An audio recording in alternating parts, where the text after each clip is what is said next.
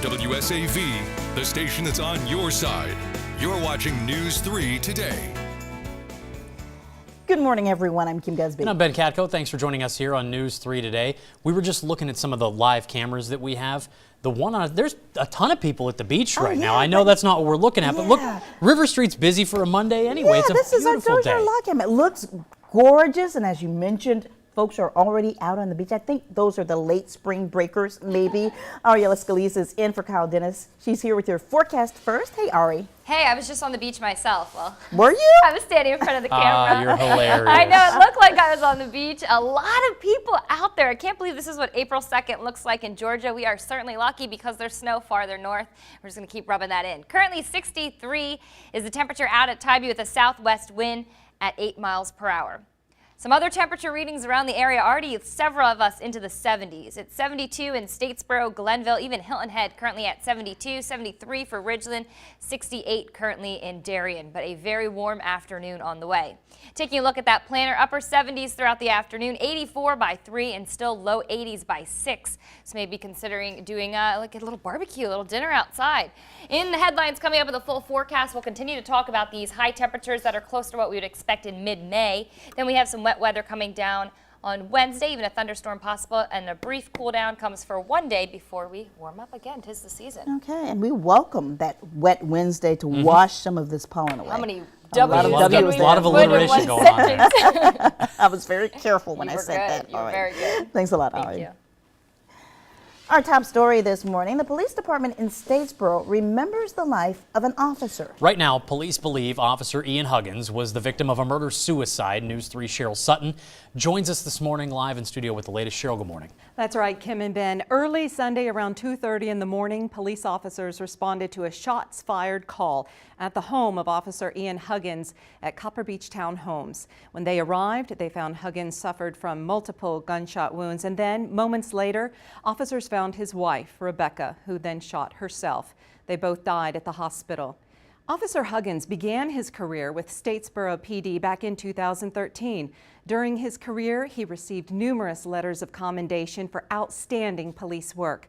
Huggins and his wife were newlyweds. They were just married on Valentine's Day this year. He leaves behind a son and a daughter. Right now, the GBI is investigating this murder-suicide. Reporting from the studio, Cheryl Sutton, WSAV News 3. Thank you, Cheryl. A Savannah murder suspect is now in police custody. Ernest Patterson turned himself in Sunday afternoon. Police say the 27-year-old was wanted for the shooting death of 30-year-old Ronald Johnson. Johnson was found with gunshot wounds inside a wrecked vehicle Friday night on Truman Parkway near Wheaton Street. He died at the scene. Another man was hurt. A Rincon pastor will spend 10 years in prison for drug and gun charges. Cedric Maynor was the minister for New Beginnings International Outreach. The state says he sold cocaine, marijuana, and crack from his home in Rincon. Agents found a loaded pistol near his Bible and an assault weapon near his church robes. We are continuing to follow the investigation into a video posted on YouTube. Police say this woman, 55-year-old Teresa Richardson, posted a video showing a street view of Godley Station Elementary School while a machine gun fire played in the background. Savannah Police Chief Mark Revenue responded in a statement saying, quote, "We take these threats seriously, and as soon as we learned about them, we immediately assigned investigators. Anyone who makes threats to our schools will be investigated thoroughly." The mayor of Tybee Island is speaking out after a car crash hurt several people and shut down traffic for hours one day last week, and troopers are still looking for the two suspects involved in Thursday night's crash. Tybee Mayor Jason Buelterman says he wants to up the number of officers on the roads, but it's out of his jurisdiction. He says he also wants to help people get on and off the island easier, but he's still seeing red tape. A lot of bureaucracy involved with in permitting, involved with replacing those two bridges, but it's completely out of our control because it's a state and federal road. The State Department of Transportation is expected to widen the roads in 2020. The Me Too movement may have quieted down, but survivors here in Savannah are still speaking out. They came together over the weekend in an effort to help others heal. News 3's Danny Dykes has more on their message. The pain is caused, the innocence that was lost. Stop blaming yourself. It truly was not your fault. The shame after a case of rape or sexual assault often stays with the victim for a lifetime. Getting beat bloody by your beloved husband leaves you lost and confused, feeling like there's nothing left to lose. And those suicidal thoughts, becomes the only voice that you're listening to. But through the echoing cries of Me Too, women in Savannah are helping each other find strength to heal. I'm still going through, I'm still healing. You sort of never stop repairing. Alicia Scott is a survivor of sexual assault. She's sitting on a panel of the Me Too conference, providing victims with resources and encouraging them to work through their pain. I remember sitting in class, I was 7 years old, sitting in class, running through my head like, what just happened? But it goes so deep. It's like violating the fundamental thing that makes a woman a woman. In a movement to spark change, women such as Scott and Twyla Reed are shining a light in the dark and demanding survivors never lose the courage to speak. People don't want to talk about it, and they sweep it under the rug because they don't want to be judged, they don't want to be minimized. And you can have a good life after a traumatic event. You know, you can have the life that you want to have. Saying that I am a survivor, I'm more than a conqueror. The pain you once had to bear will be no more. God says, my daughter, my son, you're now ready to come forth. Danny Dykes, WSAV News 3. Here's something you need to know if you've been to Saks Fifth Avenue, Saks off 5th, or Lord and Taylor anytime lately. 5 million credit and debit cards used at the stores were stolen in a massive data breach. A cybersecurity firm says the breach likely affected more than 130 locations nationwide. Hudson's Bay Company, which owns the stores, said there's no indication online purchases were affected. It's believed the hackers from this incident were behind previous data breaches that affected Whole Foods, Chipotle, Omni Hotels and Resorts, and Trump Hotels. Making headlines this morning, this week marks the 50th anniversary of the assassination of Dr. Martin Luther King Jr. As Omar Jimenez reports, Dr. King's legacy continues through those who fought alongside him and those who aspired to carry on his passion for change. 50 years since Dr. Martin Luther King Jr. was assassinated at the Lorraine Motel in Memphis, Tennessee. And decades later, his legacy still carries on.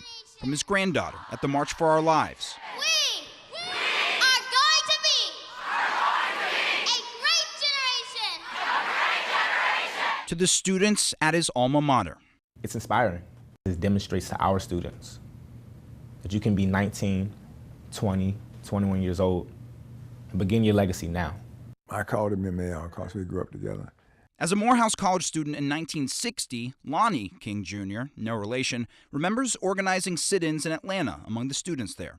And he remembers getting Dr. King to join them. My point was that this is your hometown, and you're internationally known.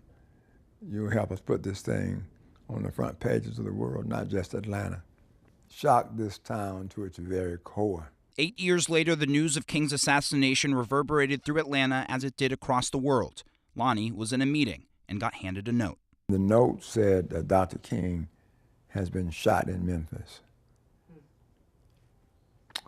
I got this call from Coretta King asking me to handle the logistics for the funeral. There wasn't a single incident at all. But I think there was no incident because of people's respect for King. It's respect that's persisted. It's an interesting moment in the history of the country, and many of the things that Dr. King talked about in his time are still issues and debates that we're struggling with today. All stemming from a man and from a movement that helped shape one of the most significant chapters in American history. I'm Omar Jimenez reporting. Savannah State University will host a panel discussion commemorating the 50th anniversary of the assassination of Dr. Martin Luther King Jr. SSU scholar in residence and former Savannah Mayor Dr. Otis Johnson will lead students and faculty in a conversation about the importance of Dr. King as a world figure and the movement he was organizing when he was assassinated in Memphis April 4th, 1968. A Q&A session will follow. The presentation will be held in SSU's Torian Auditorium at 11 o'clock Wednesday morning. The panel is free and open to the public. For more information, just go to our website, WSAV.com, and search Our Hometown. Golfers are hitting the green in Augusta for warm-ups this morning. It's that time of year. After the break, we take a look at yesterday's tailgate at Augusta National, including the drive, chip, and putt competition. We'll bring you more from there. You're watching WSAV News 3 Today.